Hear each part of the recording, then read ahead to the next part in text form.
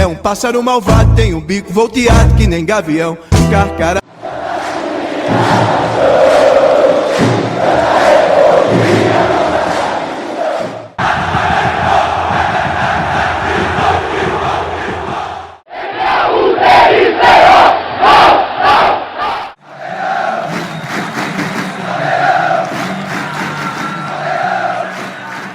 Bom dia, boa tarde, boa noite para você, torcedor pernambucano que nos acompanha aqui no Panelinha PE. Está começando mais um Panelinha, né? O Panelinha número 4, que na verdade é o número 3 de debates, né? Mas a gente fez um programa aí especial, não sei se você já acompanhou esse programa durante a semana, que foi comigo e com o Luquinhas, a gente debatendo um pouco do Clássico dos Clássicos e trazendo um top 10 de jogos de Clássico dos Clássicos. Então vai depois que você conseguir assistir esse vídeo aqui, vai lá assistir mais esse vídeo para você continuar essa sequência aí de episódios da gente do Panelinha. Inclusive, vou deixar na descrição também, caso eu não deixe, por favor, os outros integrantes me lembrem para eu deixar na descrição, o link da playlist do Panelinha PE, que lá contém todos os nossos episódios em sequência. Beleza? Inicialmente, antes de apresentar a bancada aqui, dessa vez eu fiz um roteiro, dessa vez eu estou organizado aqui, um roteirinho de verdade.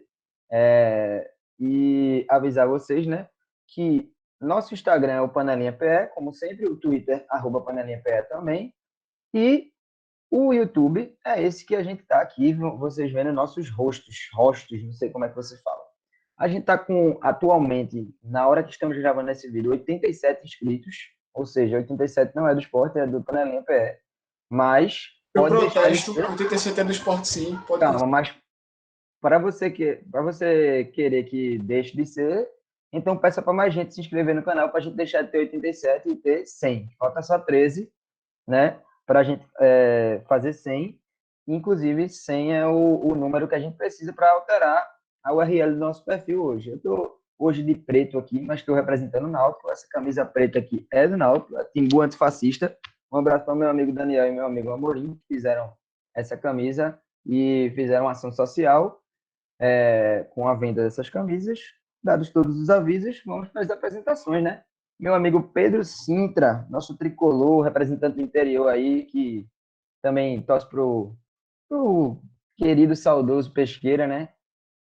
Terra da minha família também, que a gente compartilha essa torcida, a única também. Dê suas boas-vindas. Só lembrar aqui que o Pesqueira é o maior time de Pernambuco que veste azul e amarelo. Não, o Pesqueira é o verdadeiro maior time do interior, né? Ponto. Isso é verdade. Aproveitar que o Salgueiro não tá aqui. Exatamente. É isso aí, eu não tenho falar de futebol não essa semana aí. E aí, saber aí como é que tá as coisas, faculdade, A gente tá? vai lhe forçar a falar, Você tá de férias aí, né? Mas a gente vai lhe forçar a falar. De férias. Quem não tá de férias é nosso querido amigo Luquinhas. Luquinhas, que é nosso rubro-negro, né? Descrente de todas as possibilidades de confiança possíveis, e que foge à regra da megalomania rubro-negra. É um cara mais no chão. Seja bem-vindo, meu jovem. Muito obrigado, muito obrigado. Bom dia, boa tarde, boa noite para vocês que estão assistindo a gente. Mais uma vez, um prazer contar com a audiência de vocês. Reforçando o pedido aí, se inscreve no canal, segue o Panelinha nas redes sociais, divulga, dá essa moral para a gente, porque a gente faz isso aqui tudo por vocês. E é muito, muito gratificante ter esse retorno, como a gente já tem tido nesse começo. Pois não estou de férias, não estou tranquilo. Semana de clássico sempre é um negócio diferente. Semana de clássico e final de campeonato, mais ainda. E quando o seu time não passa nenhuma confiança de que vai vencer essa porra desse campeonato, você pode Calma. essa situação. Calma. Fique calmo, toma uma aguinha, fique sossegado. Agora, meu querido amigo Petri, é o seguinte, vocês não conhecem ele ainda, essa é a apresentação oficial do nosso menino Petri. Aqui a nossa... Calma para cá. Aqui para nossa esquerda, né, de quem está assistindo, @JoãoVPetri no Instagram, para quem quiser conhecer, mandar uma DM legal aí, a galera que tiver solteira que Petri está atacando, não sei se ele está solteiro, mas nosso querido amigo Petri é um agregado nosso aqui, é o pernambucano mais paulista que eu conheço. torce para o Palmeiras, mas está com essa camisa lamentável aí de Santa Cruz e queria primeiro, antes das boas-vindas, explicações. Bom, Se lembre de se desmutar. boa noite, né? Primeiramente ao querido público do Panelinha PE. Satisfação aí estar participando desse grande projeto e como o Marcelo mesmo disse, palmeirense, né? Infelizmente, mas tenho uma admiração também pelo Santa e tem essa camisa aqui, né? Que ganhei de presente de parentes e achei o momento cabível para usar. O nome Corretíssimo disso momento. é Corretíssimo. solidariedade. Solidariedade, né? Então, na verdade, não é torcida, é solidariedade, né? Para Eu você acho entender, válido frisar que a consideração do nosso amigo Petri é tão grande que ele está participando com a gente aqui, enquanto o time dele está jogando pela Libertadores, somente. apenas. Quando do nada a gente estiver no meio da discussão e disser assim, Petri, aí ele, oi, tá assistindo o jogo. Certeza.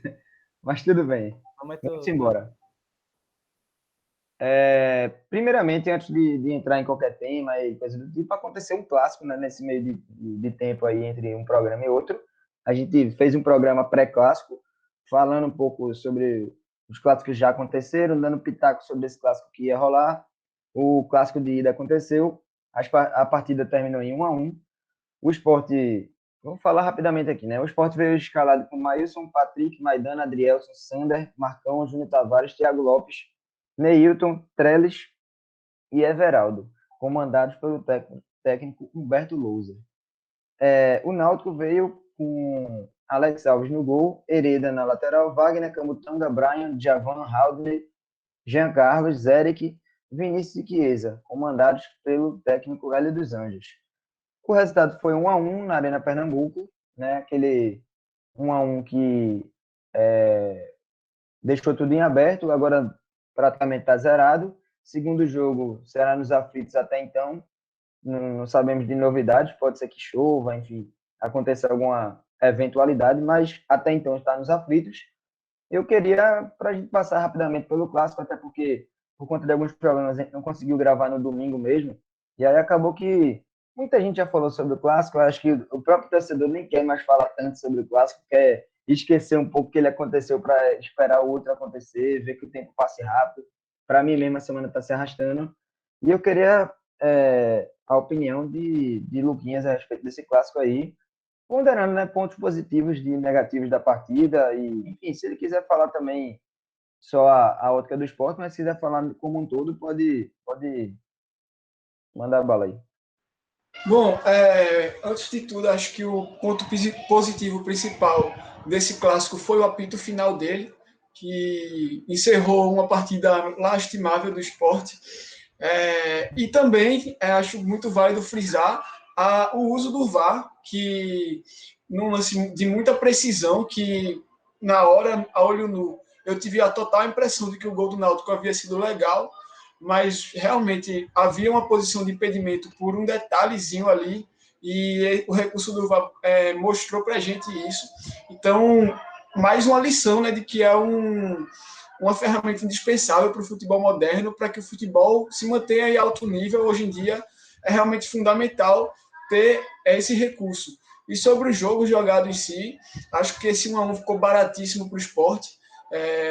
O Náutico foi melhor o jogo praticamente inteiro, perdeu muitos gols, e para isso acho muito válido ressaltar a excelente partida que Maílson fez, praticamente foi quem manteve o Sport vivo, o time do Sport que, pela segunda vez seguida, jogou uma partida decisiva dentro de casa, precisando buscar o resultado, precisando se impor, e com uma postura completamente horrível, uma postura de quem não estava jogando a decisão, parecia que estava treinando.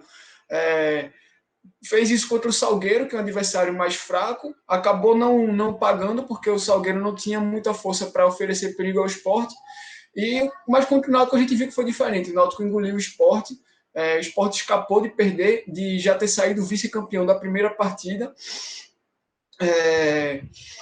E exaltar também que a partida boa do Náutico não se deve somente ao fato do Sport ter feito um jogo ruim, de nada no Sport ter funcionado, do buraco no meio de campo do Sport, da inoperância no ataque do Sport, mas também ao fato do Náutico ser um time muito bem treinado, um time muito consciente, onde cada peça sabe muito bem o seu papel, sabe muito bem desempenhar a sua função, sabe o que tem que fazer dentro de campo. E, pô, cara, é um time que se propôs a marcar de maneira intensa, pressionando a saída de bola do Sport, conseguiu fazer isso muito bem desde o começo do jogo.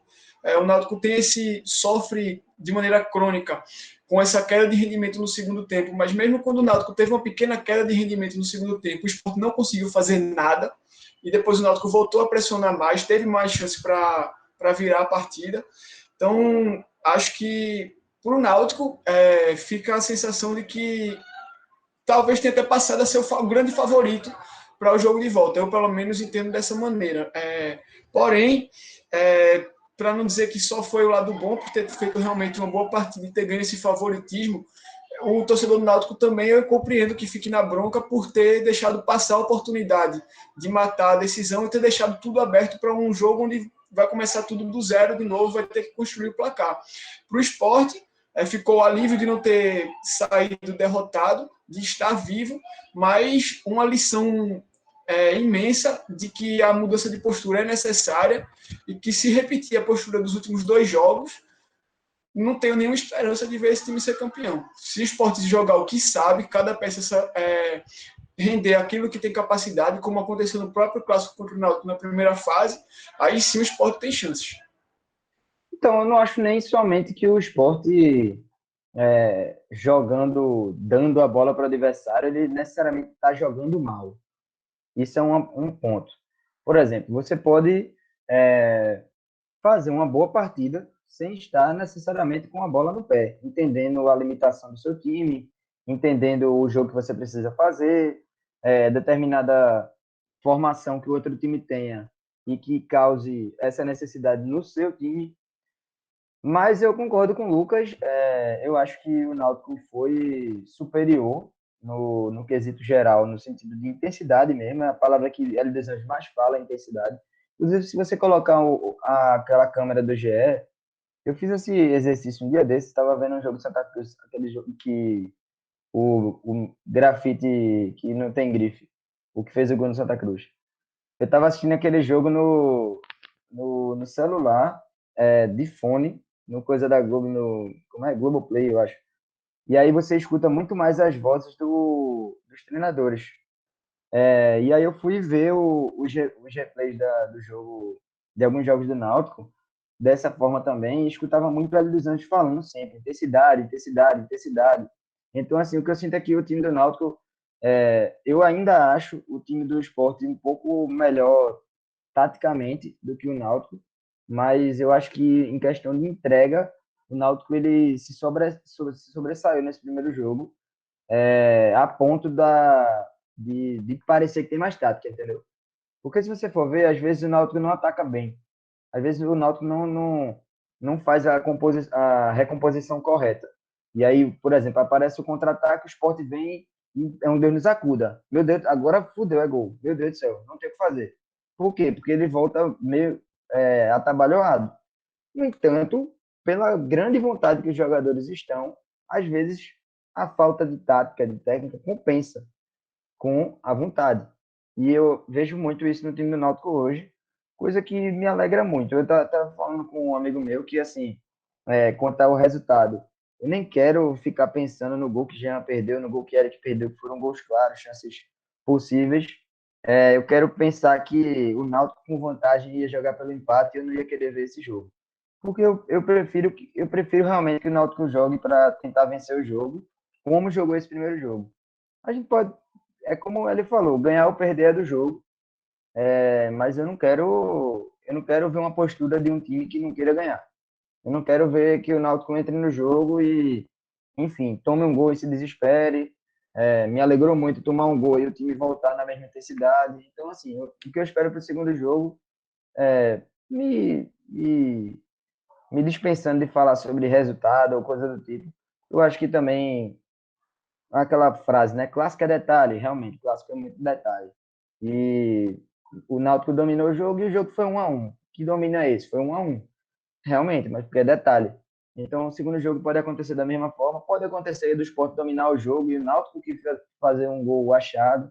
Enfim, nunca se sabe, mas com a perspectiva que a gente tem de agora, me alegrou muito a postura do Náutico.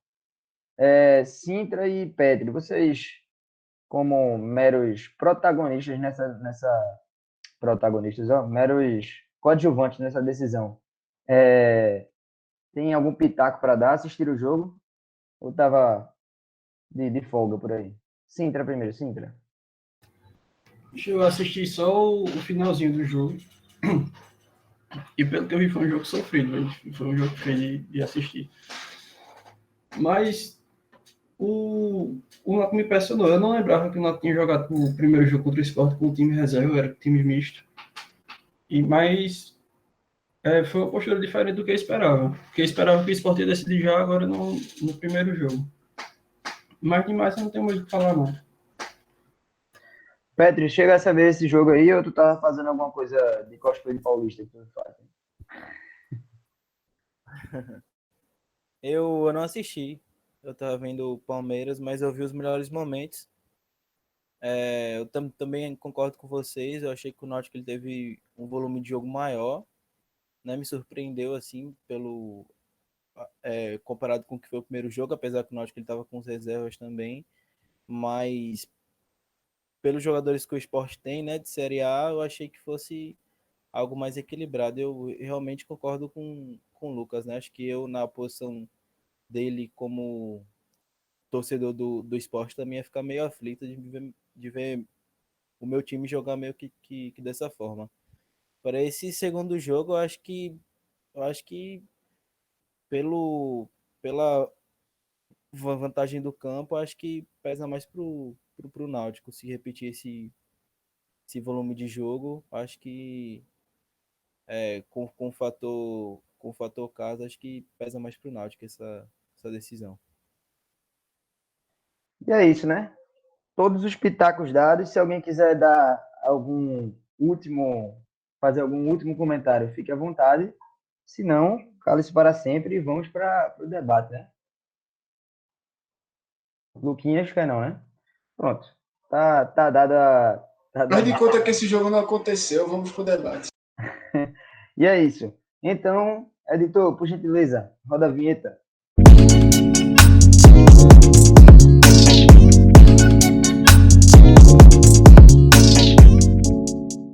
Pronto. Depois dessa vinheta maravilhosa, feita pelo nosso querido amigo Daniel Lins, produtor, PRLT como produtor, como ele assina, né? Fez essa vinheta aqui pra gente, deu de presente, porque aqui ninguém é remunerado, e a gente aqui é contra, é só a comparação. Não que nem que é contra, né? Que a gente aqui é pobre, né?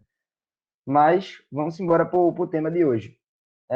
O tema de hoje foi inspirado um pouco do que a gente está vivendo, né? A gente está numa final de campeonato pernambucano, como diria a musiquinha lá, Pernambucano é louco, tem rivalidade, e a gente quer saber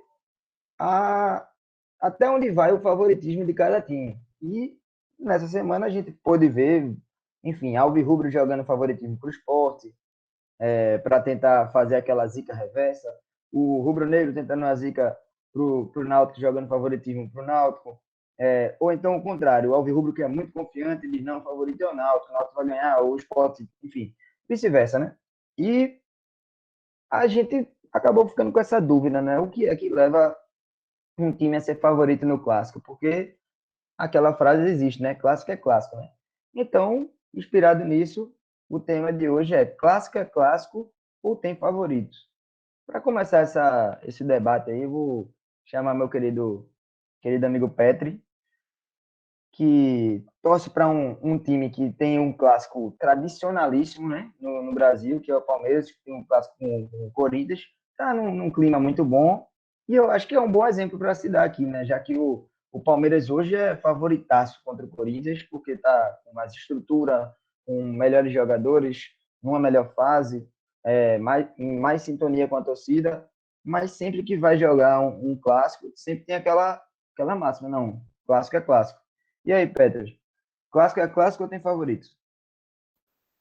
Bom, é um bom exemplo mesmo esse que você citou. Eu acredito que tem, assim, favoritos, né? Que depende muito do momento de cada time, mas eu acho que isso não quer dizer nada quando a bola rola, porque, como, como essa frase mesmo, né? Clássico é clássico.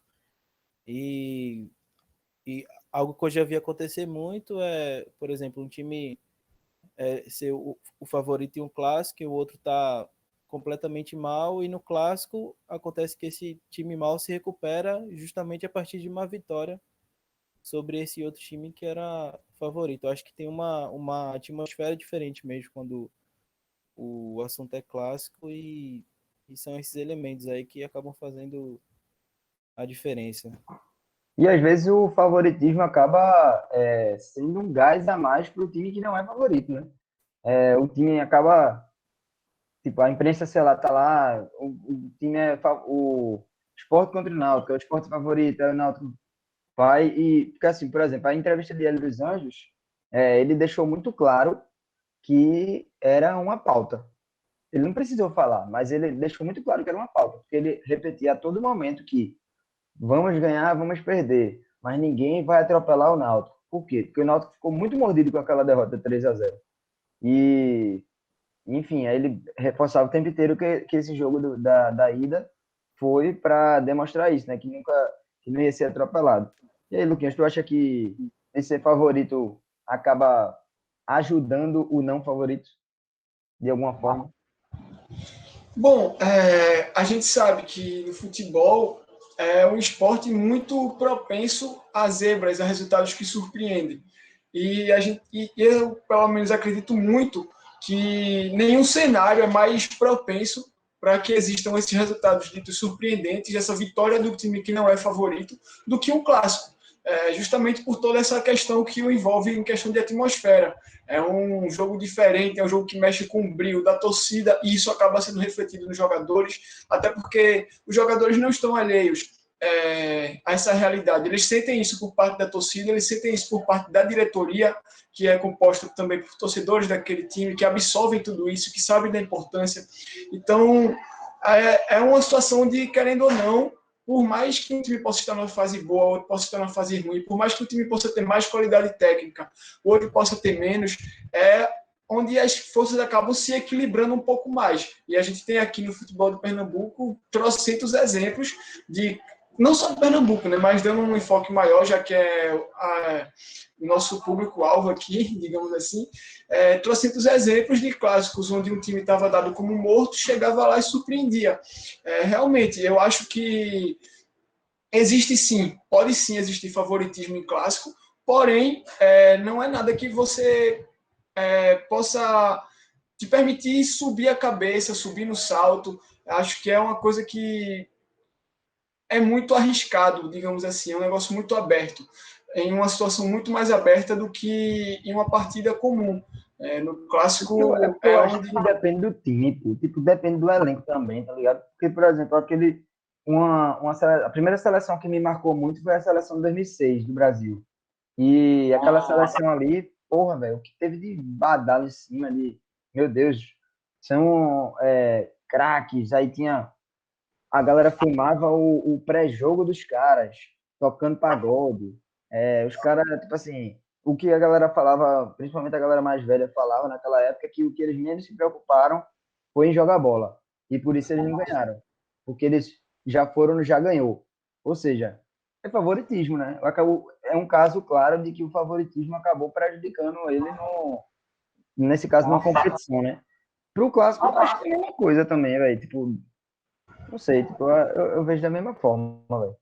Eu entendo dessa maneira também. Acho que em toda e qualquer situação, quando você sobe no salto, você está mais propenso a cair. Quando você sobe a cabeça e acha que por você ter favoritismo, por você estar badalado, por você ter qualidade técnica, por você ter mais pompa, você automaticamente vai entrar em campo e as coisas vão acontecer no automático, a sua chance de cair do cavalo, meu amigo, é imensa. Ou você encara um jogo decisivo ou um clássico com a seriedade que ele exige, ou pode ter certeza que do outro lado vai ter um adversário mordido que vai estar doidinho para te engolir no teu primeiro vacilo. A gente tem vários exemplos disso, e como eu falei, acho que em detrimento disso, um clássico é um cenário onde as coisas se equilibram muito naturalmente, tá ligado? Você pode ter um time muito mais qualificado, mas se você não encarar o clássico como ele deve ser encarado, aquele jogo que é popularmente dito, que é decidido no detalhe, você não estiver atento a cada detalhe, a cada bola, a cada dividida, pode ter certeza que a sua chance de ser engolido é maior. E, com certeza, isso também acaba impactando no trabalho como um todo. Porque se você vem numa sequência embalada e perde um jogo, é uma coisa. Mas se você vem numa sequência embalada e perde um clássico, pode ter certeza que o peso que isso traz é muito maior. Não vou dizer que... Eu vou dar um exemplo agora, mas não vou dizer que a fase ruim que se iniciou foi por causa desse clássico. Mas a gente pode ter isso como exemplo, digamos, no imaginário popular do torcedor pernambucano, aquele clássico entre Santa e Sport em 2016, quando o Santa estava no G4 da Série A, o Sport estava na lanterna, o Santa não perdia 1 mês e meio, o Sport não ganhava 1 mês e meio, o Santa tinha conquistado 2 títulos recentemente, um em cima do Sport, inclusive, chegou no Arruda, Sport Santa Cruz pela 5ª rodada da Série A, o Sport venceu o jogo, deu um baile, o jogo foi 1-0, mas podia ter sido um 7-0. O Sport amassou, perdeu várias chances. Vai com calma. Convenhamos, né? O Sport teve várias chances. Ele tava calado, né, Lucas? Ele tava calado demais. Eu já tô falando isso justamente para entrar no jogo aqui. O Santa não fez nada o jogo inteiro, não teve um lance de perigo, o Sport fez um gol, perdeu várias chances claras. E acho que aquele é o exemplo mais claro, o exemplo mais gritante que a gente teve, pelo menos recentemente, de um time que vinha abaixo, um time que vinha numa crise bem agravada, contra um time que estava vivendo uma lua de mel com a sua torcida, e quando as forças se igualaram no clássico, o cenário se inverteu completamente. Depois daquele jogo ali, o Santa Cruz nunca mais se encontrou, e o Sport, por mais que tenha tido altos e baixos, acabou pelo menos se livrando do rebaixamento naquele ano. Ô, Lucas, um negócio que eu tava lembrando aqui é que tem uma frase, eu não sei se é eu não sei de quem é, da autoria, mas eu vi na boca de Mauro Betting, ele falando no programa, ele falando que o clássico iguala os desiguais. E essa frase é muito, muito foda, né? Ela já resume muita coisa. Mas na prática, ela é meio... tipo, ela é meio romantização da parada, né? Tipo, na prática Eu acho que não é mesmo... romantização não, velho. Porque a gente já viu isso aqui mais de uma vez aqui em Pernambuco, isso acontecendo. Pronto, já você entrando nessa questão aí, já porque o Santa tem muitos exemplos disso, né? Porque recentemente o Santa esteve na Série D, C e ganhou do Sport nas finais, quando o Sport estava na Série A. E aí, Pedro Sintra, tem favorito clássico? Bicho, eu acho que não. Porque, saindo aqui de Pernambuco um pouquinho, teve o Corinthians e São Paulo esses dias, que o São Paulo vinha voando, o Corinthians embaixo, e o São Paulo foi buscar o empate no finalzinho com o pênalti. Mas o São Paulo tava com reserva, pô. Sim, mas o Corinthians está morto faz desde o final do ano passado, desde o ano passado. Ressuscitado o Luan, que não jogava desde 2017. E isso aí a pessoa vê muito em qualquer clássico, é pegado, não importa o tamanho do time, divisão, essas coisas. Porque, tipo, eu fico pensando assim, quais são os critérios para um time ser favorito, tá ligado? Porque, Eu acho que é mais da fase, viu? Não, mas, por exemplo, recentemente, antes de Santa Cruz e Náutico, o favorito com certeza era o Náutico, pela fase, pela pontuação e etc. Mas existia alguns lunáticos, na minha opinião, aí pode ser para você que não seja, cravando que, pelo retrospecto, ou seja, pelo tabu de 11 anos que o Náutico estava sem eliminar o Santa seria o favorito. Lógico que essa situação é uma pontualidade, sabe? Tipo, é um negócio que era um negócio de torcedor.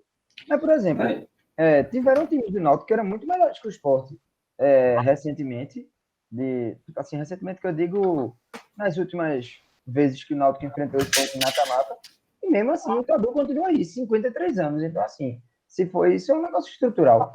Nunca o Náutico vai ser favorito nessa hora. Não, mas isso aí eu acho que não passado não entra em campo, não. Véio. Não adianta você falar que o Náutico é ex-pernambucano, Cinetincano, Copa do Brasil, 87 do Sport, títulos Copa do Nordeste, Santa Cruz, qualquer coisa, isso aí não entra em campo. Hein? Na hora a conversa é outra, pô. Petri, para tu, quais são os critérios para um time ser favorito? Cara, eu acho que para mim o momento é o que pesa mais. E eu vou discordar um pouco de Pedro. Eu acho que o retrospecto histórico entre os times às vezes influencia também, porque às vezes tem um peso muito grande de uma freguesia, por exemplo, de uma vantagem de um rival sobre o outro. E isso acho que às vezes acaba pesando, sim, em alguns momentos. Não, Eu acho muito isso, velho. Fala, Lucas, fala. Eu acho a mesma coisa. Como eu falei anteriormente, eu acredito sim que o clássico possa ter favorito, e acredito sim que esse favoritismo vem em decorrência do momento, de quem está apresentando o melhor futebol.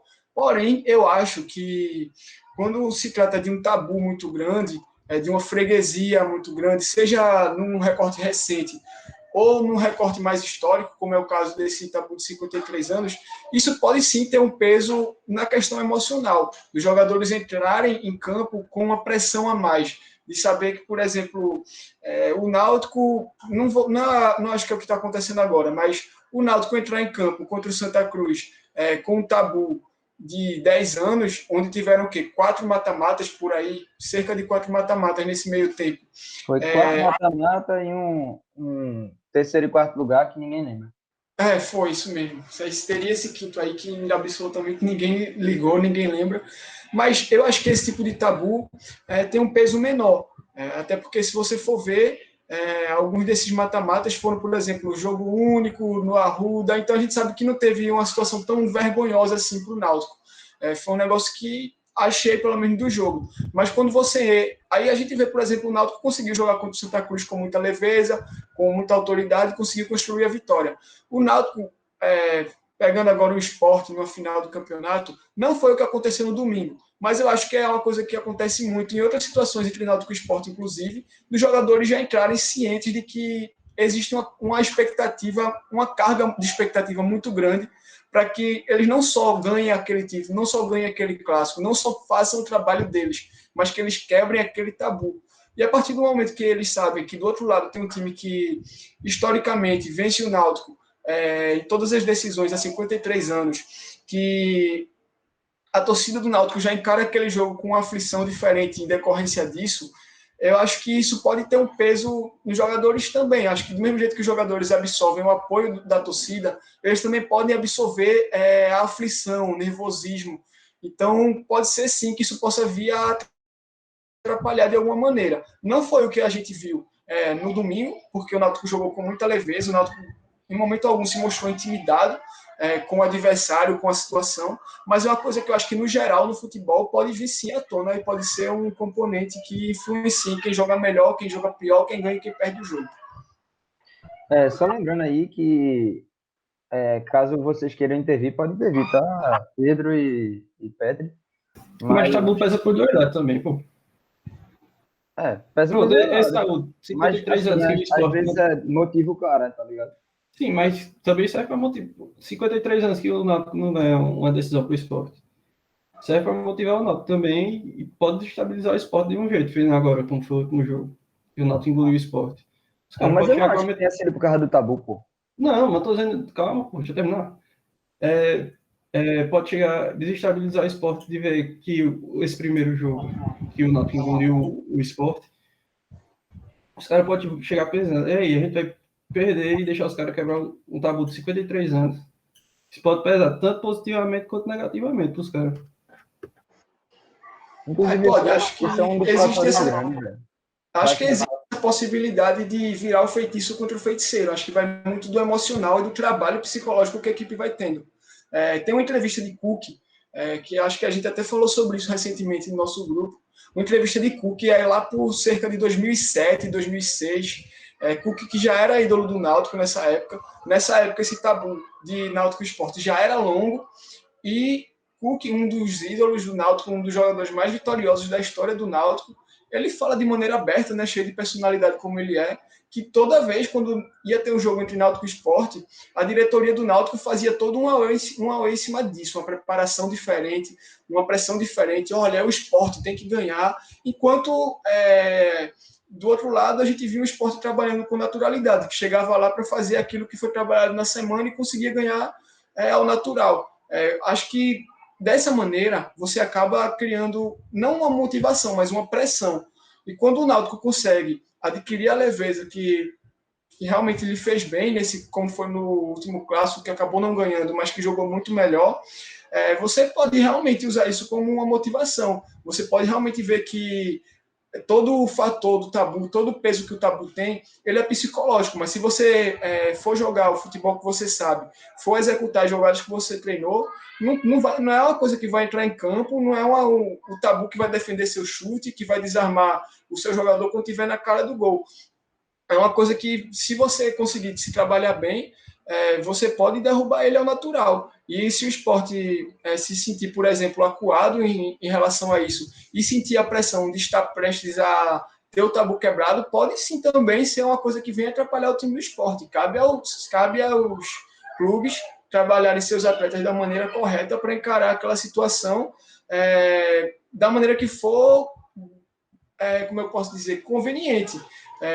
Da maneira que consiga usar o tabu como ou uma motivação ou como algo que você fique totalmente inerente, totalmente indiferente e consiga simplesmente executar aquilo que você treinou durante a semana.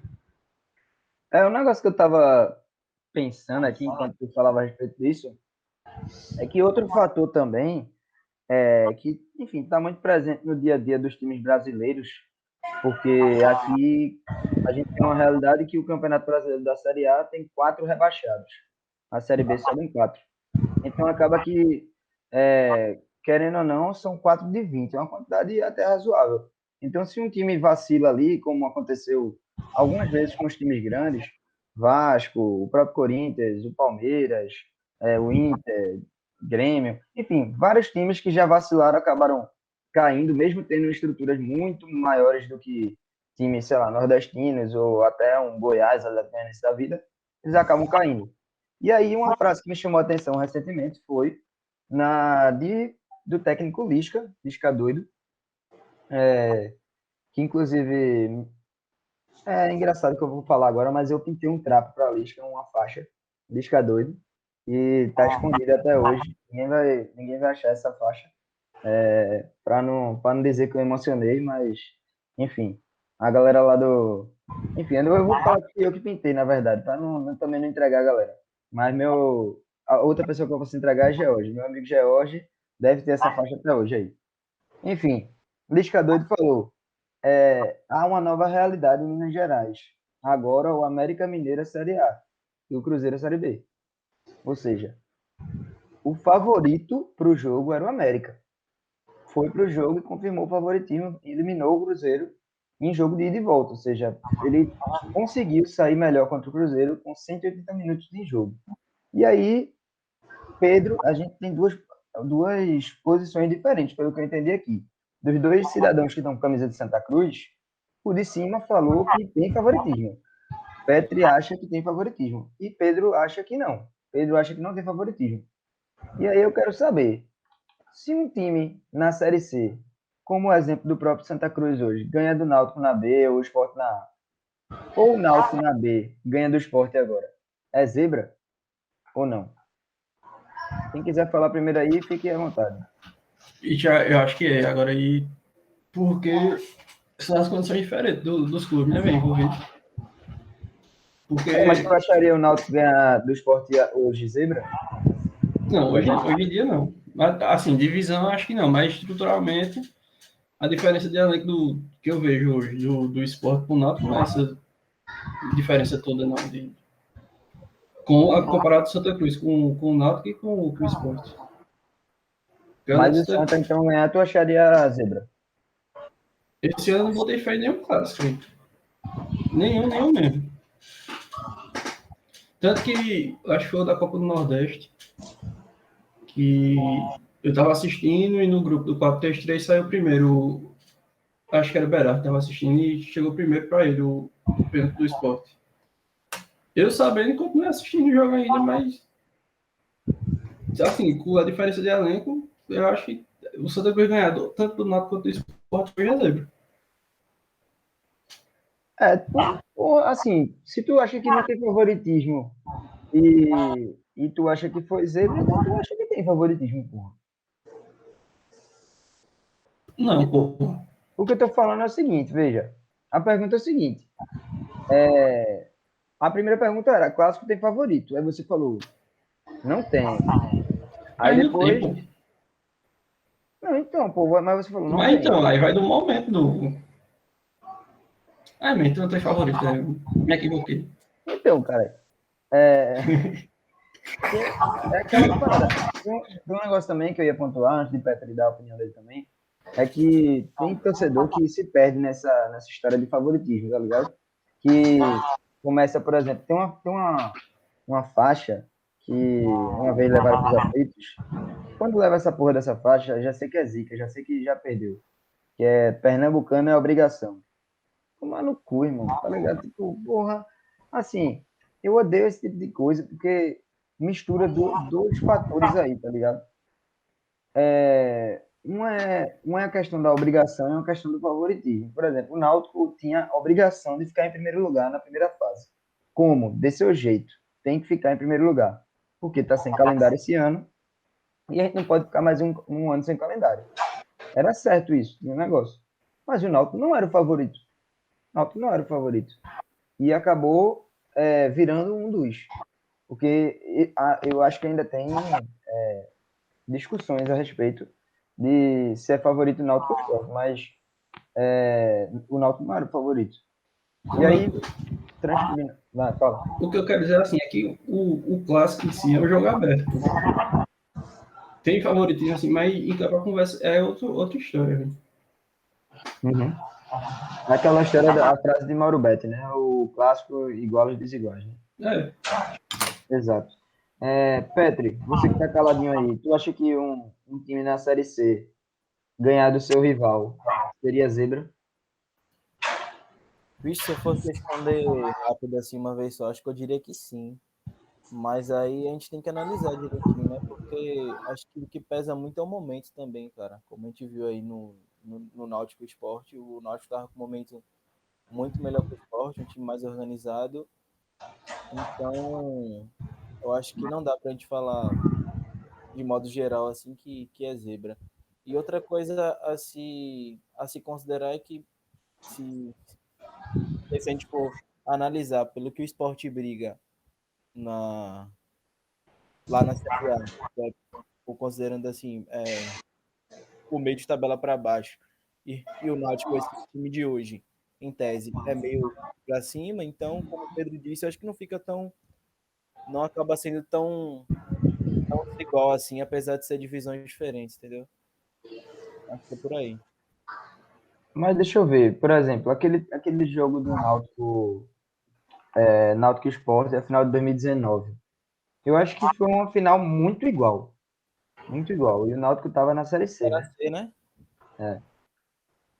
E Era Série C e Série B. eu acho que não foi nem questão de momento ali, velho. Sendo bem sincero.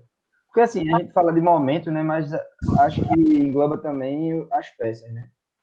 Quais peças podem resolver ou não, né? Porque, por exemplo, o Sport tinha algumas peças ali que resolviam individualmente. Mas eu achava o Náutico um pouco melhor treinado. Daqueles dois elencos ali. Posso estar equivocado também, eu não lembro exatamente de todo o contexto. E até porque a pandemia parece que está durando 20 anos já, a pessoa não lembra de muita coisa. Mas tem essa questão também, né? Às vezes não é nenhum momento, mas tipo, alguém que decida, né? Justo. Então, eu acho que no geral eu diria que não é zebra, mas ainda mais em clássico, né? Que é mais competitivo ainda, fica mais igual ainda, eu diria que não é zebra, não. Massa, Luquinhas. Bom, Ia falar agora, né? eu separo esse tema em dois pontos: a zebra e a responsabilidade. Acho que o time que está na divisão acima, ele tem a responsabilidade de ser o favorito, de confirmar esse favoritismo. Porém, acho que a zebra ela vai um pouco além disso. A zebra vai além do papel, da responsabilidade que o time tem. A zebra vai se mostrar como zebra a partir do momento que a bola rola e o time mostra se ele realmente está confirmando esse favoritismo ou não. Por exemplo, vamos lá, vou dar um exemplo mais esdrúxulo aqui. O Sport em 2011 estava na segunda divisão. O Santa Cruz estava na quarta divisão. Naturalmente, quem seria o grande favorito para ganhar aquela final? O Sport. Quem é que tinha um grande investimento? O Sport. A responsabilidade era toda do Sport. Porém, a gente viu que a bola rolou, que o Sport fez um primeiro turno horroroso, que o Santa Cruz, em momento algum, passou sufoco para se classificar para o mata-mata naquele campeonato. A gente viu um Sport que se classificou para a semifinal, pegando a última posição, o quarto lugar, enquanto o Santa se classificou com folga, com antecedência. A gente viu o Santa que sobrou na semifinal. Então, assim, querendo ou não, a partir do momento, por mais que o Sport tivesse um elenco com mais nome, com mais investimento, um elenco mais qualificado tecnicamente, eu acho que a condição de zebra diminuiu bastante. Daquele momento, antes do campeonato começar, quando o Sport entrava como favorito por ser o pentacampeão atualmente e por ser o time que estava na Série B, e o Santa o time que estava na Série D, até o momento da final, onde o Santa mostrou que estava trabalhando melhor que o Sport, que estava fazendo uma campanha melhor que a do Sport, e chegou na final, foi campeão em cima do Sport. Beleza, que o Sport tinha responsabilidade ainda, porém, eu não diria que é uma coisa tão zebra, porque simplesmente o Santa Cruz teve um trabalho mais sólido. Então, acho que isso se reflete para todos os casos. Quando o time que tem a responsabilidade de fazer o trabalho bem feito, que tem mais investimento, que está na divisão superior, ele confirma isso dentro de campo e chega na final honrando aquele status que ele tem de ser o time de Série A, de ser o time que é o favorito, e ele perde essa final para o time que está abaixo, aí beleza, eu diria que é zebra. Porém, cara, quando você vê um time que está na divisão abaixo fazer uma campanha melhor do que do time que está acima, eu acho que esse negócio de zebra, ou ele vai embora, ou ele some completamente, ou ele é pelo menos diminuído de maneira muito significativa. E eu acho que isso se aplica totalmente a essa final entre Náutico e Sport. O Sport é o time da primeira divisão, o Náutico é o time que está na Série B e que brigou para não cair na Série C do ano passado. Aí você diz, pô, o Sport entra favorito nesse campeonato. Beleza. Começou o campeonato, o Náutico amassou na primeira fase, teve um aproveitamento maravilhoso, ganhou, foi líder isolado, sem em momento algum ter essa liderança ameaçada, passou pelo Santa com autoridade e chegou na final confiante, naturalmente, enquanto o Sport, que é o time da Série A, fez um campeonato, a Copa do Nordeste vergonhosa, a Copa do Brasil vergonhosa, demorou para acordar no Campeonato Pernambucano, não convenceu em momento algum, então acho que não teria zebra nenhuma em caso do Náutico sair vencedor.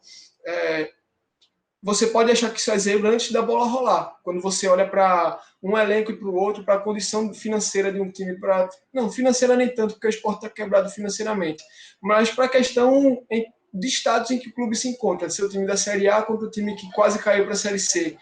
Então, nesse contexto, você pode achar que é zebra. Acho que o Sport tinha a responsabilidade de fazer com que o Náutico fosse a zebra nessa final. O Sport tinha a responsabilidade de fazer uma campanha muito boa, uma campanha onde ele fosse o líder, porque ele é o time da Série A, o time que tem mais investimento, o time que tem mais elenco.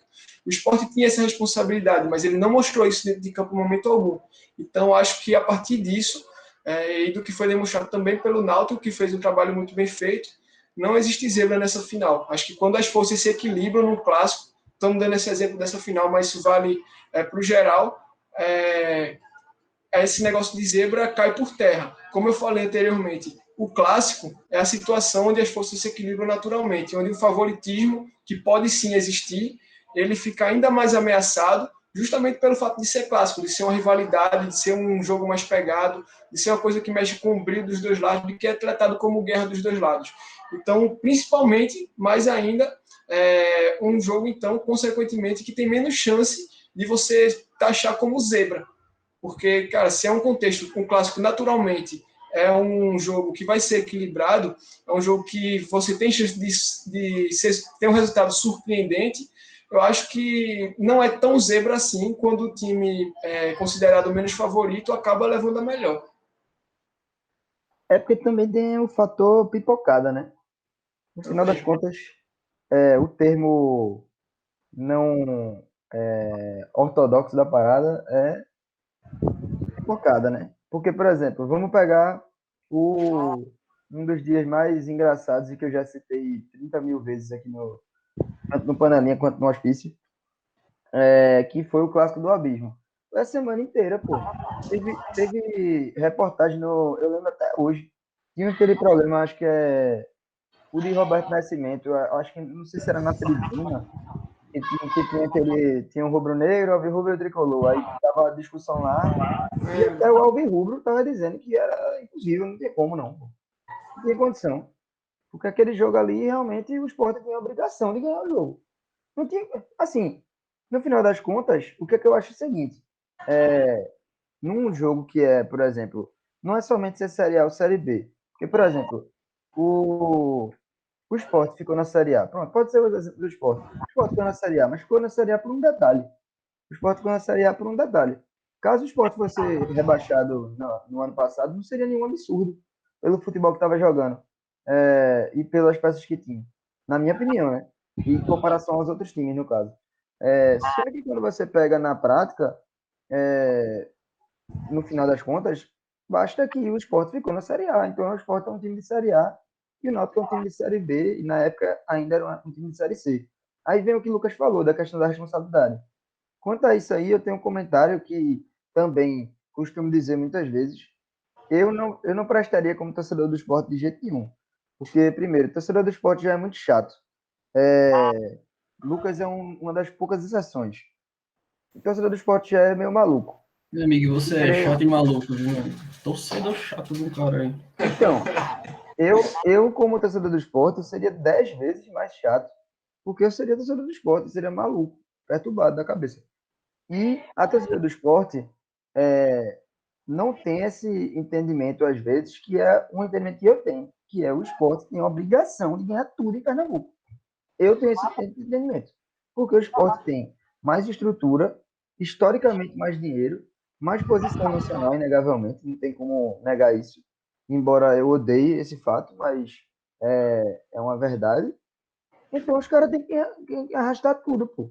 Sendo que, o que acontece? A coisa que eu falei até no outro episódio com o Lucas, eu me permiti em alguns momentos falar sem colocar nada da minha torcida no meio. E pô, às vezes o próprio clube se atrapalha. Quer dar um passo maior que a perna, desdenha de um jogo, acha que já está numa posição muito superior. Eu acho que, por exemplo, quando um time como o Sport, naquela época, que foi pegar o Náutico na Série C, que tinha o clássico do abismo, e chega lá e não ganha, beleza, o Náutico entrou motivado, o Náutico jogou bem, mas se o Sport jogasse bem, não tinha Náutico motivado certo, papai. Era saco, era vitória do Sport, tá ligado? Sendo que os caras foram para lá achando que só a camisa e só a Série A ia ganhar o jogo. E não ganha. É esse o ponto, tá ligado? Tipo assim, vai ter a parte do. Eu concordo que tem favoritismo. Eu concordo que favoritismo é diferente de obrigação, ou de responsabilidade, no caso. Por isso que eu até falei no grupo mais cedo que esse tema acaba enviesando para outro tema, que é a obrigação, responsabilidade, tá ligado? De como a torcida encara isso. Eu não sei se alguém quiser compartilhar alguma situação de zebra aqui, poderia até ilustrar essa situação. Pronto, um exemplo.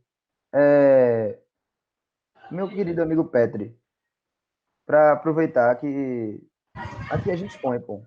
O menino tá apertado, precisa fazer suas necessidades fisiológicas, mas antes de ir, já vou dizer, vá pensando no exemplo de Corinthians e Palmeiras aí, o derby paulista, meu, para trazer para a gente que aconteceu isso, que o time foi muito favorito e o outro ganhou. Enquanto isso, Pedro Sintra vai nos deliciando com sua sabedoria e mais comentários a respeito do tema. Aí você me pegou no pulo, meu amigo, que eu não tenho assim uma lembrança forte não de um exemplo de zebra em Como é que tu não clássico. tem? Tu torce pro Santa Cruz, porra. Não é Desde isso, mano. Aí tem a obrigação de ganhar, pô. Não, mas eu tô Peraí. dizendo assim, Tá Uma bom. pergunta, uma pergunta. Tu como torcedor do não, Santa pô, Cruz. Não, calma, calma. Uma fala, pergunta. Tu como torcedor do Santa Cruz. É, tipo, quando tem um clássico assim, Santa Cruz do Sport, a torcida do Santa encara como uma obrigação, independente da situação. e cara, velho, tu não vê não no Twitter aquela galera?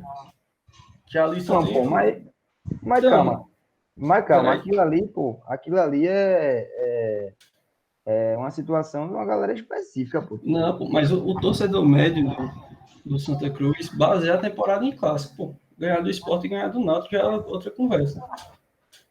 Independente de fase, de tudo.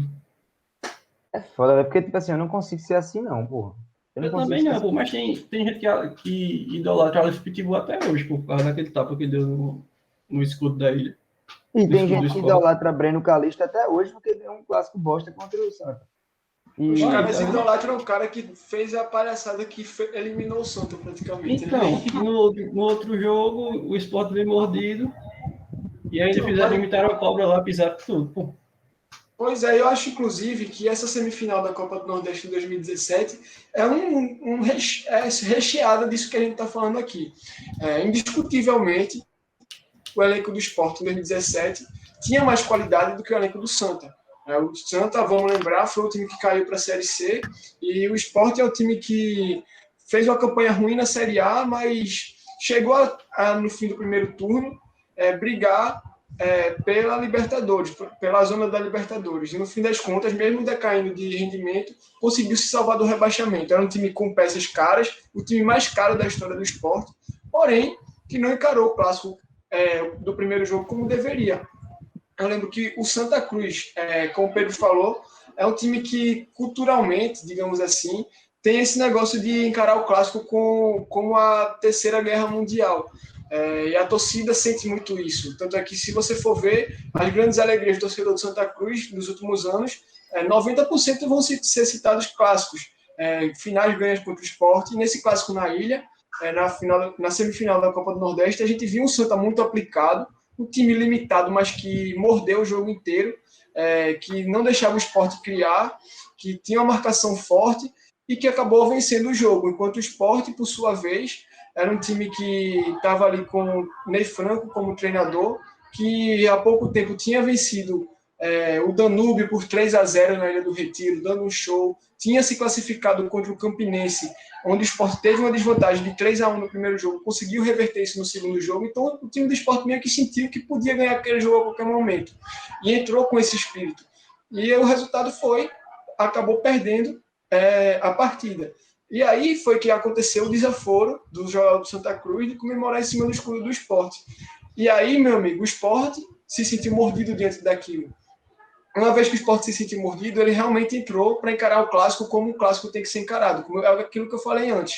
Se você não encara o clássico, como um jogo decisivo, pode ter certeza que do outro lado você vai ter um adversário mordido, disposto a encarar dessa maneira e que vai aproveitar seu vacilo e que vai ganhar o jogo. Foi o que o Santa fez no primeiro jogo, o Sport corrigiu esse problema na segunda partida e fez valer o seu favoritismo de ter mais qualidade técnica. Ganhou o jogo, encarou como uma decisão. Foi um time que, em momento algum, se entregou, apesar de não fazer lá uma grande partida no Arruda, mas foi um time que não abaixou a cabeça, que correu atrás, que conseguiu realmente fazer valer o fato de ser um time com mais investimento, de ser um time com mais qualidade, de ser o time da Série A contra o time da Série C, e fez valer a obrigação, a responsabilidade, aquilo que eu falei anteriormente, de sair classificado daquele confronto. Então, aquela semifinal da Copa do Nordeste entre o Sport Santos e 2017, ela aborda os dois extremos desse debate que a gente está trazendo aqui. Tanto do time que subestima, quanto o time que encara como tem que encarar. A gente viu esses dois extremos naquelas duas partidas e viu refletidamente nos resultados as consequências que cada postura pode trazer. E um exemplo disso daí, de como encarar o clássico com seriedade, foi o próprio Santa Cruz contra o Náutico, pô, em 2019. Milton Mendes foi da declaração de que a única coisa que ele conhecia dos aflitos foi a Batalha dos Aflitos. Aí ele foi conhecer os aflitos de fato, né? Isso aí é que desestabiliza clássico também, pô. Um dos jogos, sério mesmo, Falação, aquele jogo ali foi jogo. um dos jogos mais fáceis que eu já vi no clássico, em toda a minha vida, pô. O Santos parece que já entrou perdido aquele clássico. Pô. Beleza, o Náutico jogou bem, mas, irmão, tipo, de uma forma como o. Não é nem favoritismo nesse caso, né? Mas, tipo, como o extracampo nesse caso pode influenciar um clássico. Ali, velho, o Náutico, sério mesmo, velho, eu acho que o Náutico nem ia ligar para aquele jogo, velho. Nem ia ligar, porque assim, o Náutico não ia abrir o jogo. Mas o Náutico nem ia, tava nem aí, nós já tava classificado, já tava nem aí, mas. E foi pro jogo mordido, querendo foder o Santa, velho. A torcida inteira já tava, tipo, a mais de 1 milhão, puto com esse bagulho. E, tipo, acabou que virou um negócio maior do que o campeonato até. A gente queria foder o Santa ali. E não era nem por causa de rivalidade mais, era por conta das coisas que aconteceram durante a semana, tá ligado? E, pô, é um exemplo muito claro, assim, de extracampo, assim, tá ligado? Eu mesmo, velho, agora na semifinal, eu tava torcendo pro Náutico, ponto. Mas eu não tava, tipo, a ponto de, meu Deus, não sei o quê, vou ficar maluco, se tá, tava torcendo pro Náutico, acabou. Sendo que quando eu vi aqueles tweets que eu mandei pra vocês, da galera lá, o roteiro já é conhecido, o Santos já ganhou. Pronto, eu fiquei mordido, vai sair salvando os tweets tudinho. Eu vou foder essa galera, meu irmão. O Náutico vai ganhar Isso esse cara aí, desse jogo. Tá ligado? E os jogadores são assim também, pô, com certeza. isso aí chega no vestiário, pô. Essa movimentação de extra-campo, semana de classificação, chega em vestiário. Ô Marcelo, quantos tweets da torcida do esporte tu salvasse? Só por vida aí, dúvida. Pior que eu não salvei muito, não. Hoje ele trabalha no Twitter. Não salvei muito, não, porque, tipo, diferentemente do jogo contra o Santa, que eu tinha certeza que o Náutico ia classificar, contra o Sport eu não tenho nenhum. Aí eu, tipo, eu salvava uma e ficava, também, eu vou fazer o que desse tweet aqui, mano? Vai ficar aí essa porra, enfim. Aí eu salvei só de um bicho lá que é chato pra caralho, que eu vou responder só ele, se não tem. Entendi. Meu querido amigo Petri, já que você já voltou das suas necessidades fisiológicas, um exemplo aí de clássico. E se quiser dar opinião também sobre esse extracampo, a gente estava conversando nesse tempo aí que você estava fora sobre como o extracampo entra entra pro jogo, né? Acaba que um jogo que nem tinha tanta disparidade assim, acaba tendo só pela vontade dos jogadores de chegar e corresponder àquela expectativa. Parece a motivação do 1-1 de Ney Silva. A galera começa uma briga do caralho, o cara já chega mordido querendo calar o outro, né, no caso. E aí, eu queria que tu tenha a falar a respeito dessa situação? Sobre isso, acho que uma coisa que acaba influenciando bastante também é a torcida. Tu não acha nas arquibancadas do. Acho que com esse contexto sem a torcida, isso acaba perdendo um pouco, porque a torcida, queira ou não, ela absorve, né, essas coisas muito do extracampo e acaba passando para os jogadores. Mas sobre a pergunta que tu fez, isso acontecia muito em clássico, principalmente Palmeiras e Corinthians. Muitas vezes que o Palmeiras estava bem, o Corinthians mal, o Corinthians ganhava e meio que engatava uma boa fase.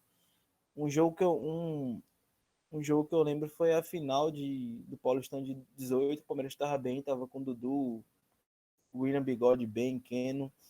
Aí ganhou o primeiro jogo em Itaquera e na volta já o clima já de campeão, né? O tabu lá de 10 anos. A torcida dizendo que ia se encerrar. Aí o Corinthians ele faz um gol cagado e o Cássio acaba pegando tudo depois. Acho que em clássico também tem muito isso, né? De um jogador assim costumar se destacar, como né? Em cada time aí tem seu exemplo. Os carrascos, né? Os carrascos dos clássicos. Eu acho que um exemplo recente é o Vasco, né? Que ganhou do Flamengo 3-1 esse ano, que ninguém diria, ninguém esperava. É outro exemplo aí para dizer que realmente em clássico as coisas se igualam. Inclusive, nesse clássico contra o Corinthians e Palmeiras, de 2018, tem uma história interessante. Eu fui para São Paulo com meu pai, numa semana antes. Uma semana antes, assim, acho que foi na quarta-feira. E aí, a gente foi para um show do Gorillaz, que foi o único show que o Gorillaz fez aqui no Brasil. Agradeço a Deus todos os dias por a gente ter arretado para ir para esse show, porque o show não teve uma bilheteria, essas coisas todas, e a banda não quis mais voltar para cá. E ainda teve pandemia. Ou seja, tinha que ser naquela época. Beleza, aí aconteceu o show e tal. Aí na volta, que a gente voltou no domingo, no sábado, e a gente nem ia voltar no sábado, a gente só voltou no sábado porque no domingo tinha Náutico Central, o primeiro jogo da final.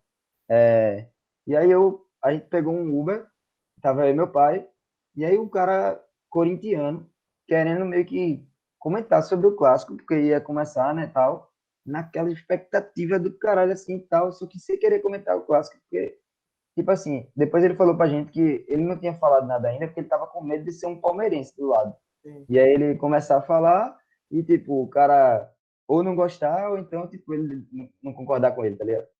E aí ele escutou o sotaque da gente, né, e fez, "Oxê, vocês são de onde?" Aí, de Recife, aí. Acompanha futebol não, né? Futebol. Aí eu, não, acompanha, pô. É tudo náutico aí.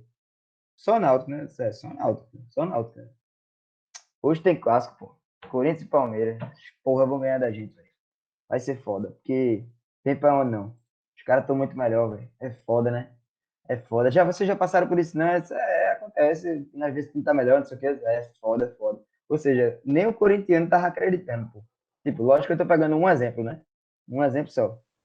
Mas a última frase dele eu lembro que foi assim, mas contra o Palmeiras a gente sempre tenta alguma coisa. Então sempre tem essa expectativa.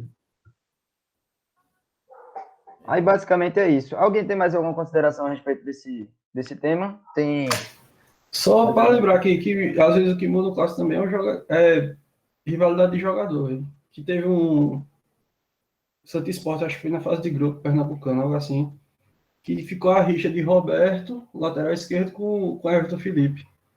Que aquele jogo ali, meu amigo, foi pegado. Os caras deram uma raça e era tipo 3 pontos no Pernambucano só. Inclusive, aqui para nós, essa rixa aí não faz o menor sentido. Né? O que é que o Roberto estava pensando? Véio? Zero sentido. O que o Roberto estava pensando? Que jogador é esse Roberto? Outro que a rivalidade de jogador influenciou foi o que Tomás, quando saiu do Santa Cruz para o esporte, saiu falando mal do Santa Cruz e quando ele chegou no jogo ele foi mordido para destruir com tudo, meu. Foi verdade, velho. Verdade. Inclusive, isso era um bom tema.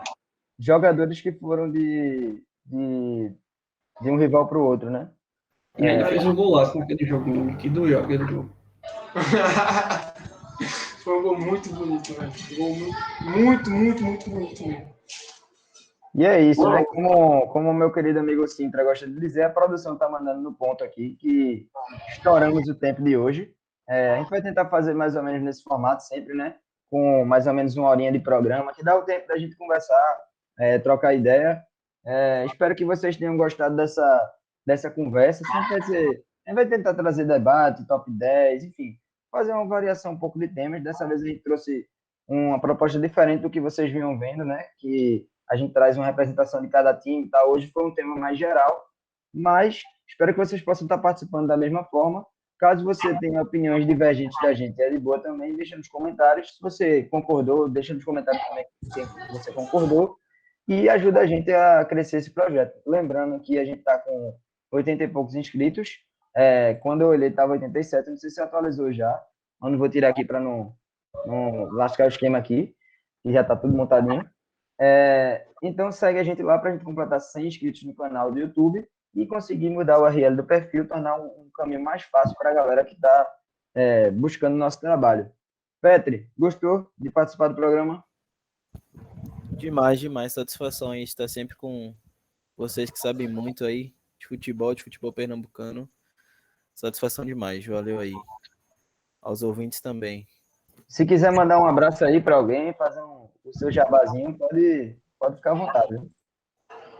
Não, tranquilo. Não tem ninguém. O cara tá doido pra assistir o jogo, não deixa o cara. Vamos depois no jogo do Palmeiras. Não quer guerra com ninguém. Luquinhas, seus recados finais, se quiser mandar um abraço, um cheiro para alguém, fique à vontade. Um abraço vai para cada um que assistiu esse programa até aqui, que está dando essa moral para a gente, que se inscreveu, que deu like, que divulgou. A gente agradece muito e reforça esse pedido sempre a vocês. Como vocês estão vendo, a gente faz a parada sem muita estrutura, sem muito incentivo, mas com muita vontade de falar de futebol, de trocar essa ideia, de trazer esse debate para vocês. E vocês fazem parte disso. Coloquem nos comentários, porque a gente sabe, pô, falar de clássico é um negócio muito complexo. O clássico é uma das coisas mais importantes do futebol. Então, com certeza, a gente deixou de falar alguma coisa que vocês podem ter sentido falta. Fala para a gente aí nos comentários o que achou que a gente devia ter falado e não falou, o que concorda, o que discorda. Dá o like, divulga, se inscreve no canal, segue o Panelinha nas redes sociais. E, mais uma vez, muito obrigado pela força que vocês têm dado nesse começo de projeto e por ter assistido esse vídeo até aqui. Até a próxima.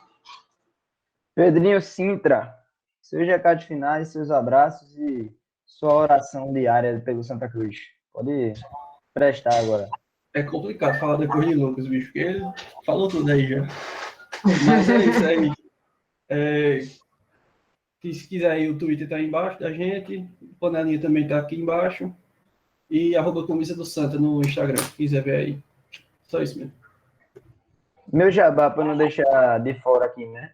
O Twitter de cada um aqui, né? É esse daí que tá embaixo, na verdade, o de Petro é diferente, esse arroba que vocês estão vendo aí é o Instagram dele, mas de todo o resto é o Twitter. Se vocês quiserem, enfim, trocar ideia com a gente também nos nossos perfis pessoais lá, sempre sabendo que a gente fala um monte de merda lá também, não fala só sobre futebol, mas a gente fala um monte de merda. Então, fique à vontade, enfim, se quiser seguir a gente e acompanhar o trabalho, sinta-se à vontade. Eu também estou presente no podcast do Náutico, o @Hospício Alvirrubro no Twitter, quer dizer, @Hospício CNC no Twitter e @Hospício Alvirrubro no Instagram. A gente está no YouTube também, no Spotify. Agora estamos no Deezer também. Em breve o Panelinha vai estar no Deezer também. Vou falar com o Salgueiro para regularizar essa situação. Mas é isso. Segue a gente lá. Tem um menino que é nosso sócio pet lá do Hospício Alvirrubro, que é o nosso burro de estimação, que é Igor Cabeça. Mas de resto é tudo excelente. É isso, galera. Muito obrigado aí a você que participou junto com a gente. Deixa o like, se inscreve no canal. Tamo junto e tchau.